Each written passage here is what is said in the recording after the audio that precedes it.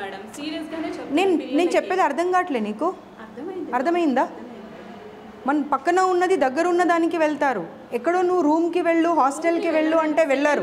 Class rooms ఉన్నాయి, so అక్కడ కూడా వాష్రూమ్స్ ఉన్నాయి మేడం, అక్కడే యూజ్ చేస్తున్నారు.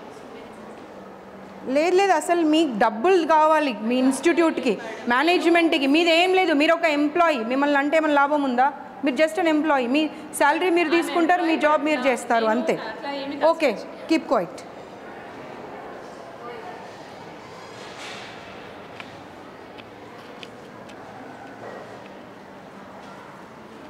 బయటనే ఉండండి, బంద్ कर दो.